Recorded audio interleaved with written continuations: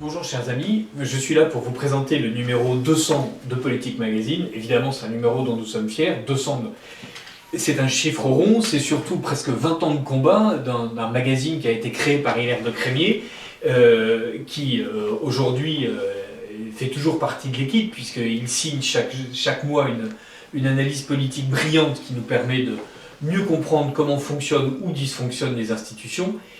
Politique Magazine a atteint ce numéro 200 et nous avons décidé de le consacrer au blasphème. Le blasphème qui, avec l'affaire Samuel Paty et d'une manière générale avec tout ce qui est en train de se passer aujourd'hui, où le respect de l'autre semble commander le fait qu'on ne puisse parler de rien, est devenu un point particulièrement marquant des folies de notre époque, des folies ordinaires de notre époque, puisque donc, cette notion de blasphème est en train de polluer l'intégralité du discours intellectuel possible, et que nous sommes perpétuellement confrontés à l'impossibilité de nommer le mal, à l'impossibilité de dire la solution, puisque à chaque fois, il y a quelqu'un qui va être offensé, il y a quelqu'un qui va se trouver opprimé, il y a quelqu'un donc qui va crier au blasphème. D'un côté, la République nous explique qu'on a le droit de blasphémer, ce qui d'une certaine manière ne veut rien dire, puisque la République, évidemment, ne reconnaissant pas les religions, ou en tout cas leur accordant une place extrêmement congrue, ou plutôt d'ailleurs incongrue, nous dit qu'on a le droit de blasphémer, donc un Dieu dont elle ignore s'il existe et dont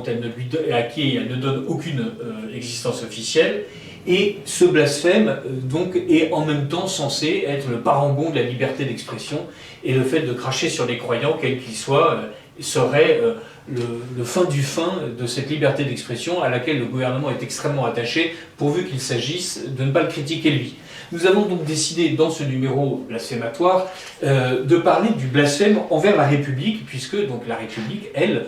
passe sa vie, en fait, à traquer le blasphème et à expliquer qu'il est criminel de critiquer la République, de critiquer ses valeurs, si imprécises soient-elles, de critiquer ses gouvernants, de critiquer le personnel politique, et il y a une inflation, évidemment, de procès, de condamnations, d'empêchements, de censure, qui ne disent pas leur nom, et qui fait que d'un côté, on exalte un certain blasphème pourvu qu'il émane de Charlie Hebdo, et que de l'autre, on fait poser une chape de plomb comme jamais auparavant dans l'histoire de France sur l'ensemble des libres expressions possibles. Politique Magazine est ce journal des libres expressions, et donc ce numéro est consacré à un gros dossier où on va parler du blasphème, qu'il s'agisse de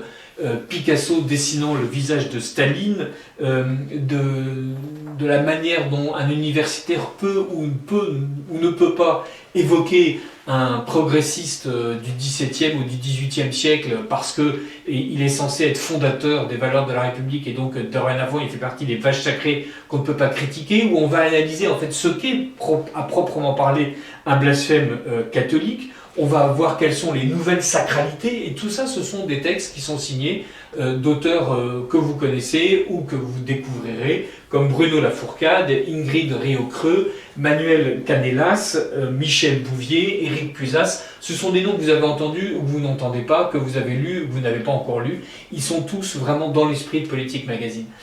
Ce numéro était notre numéro 200. Nous sommes ravis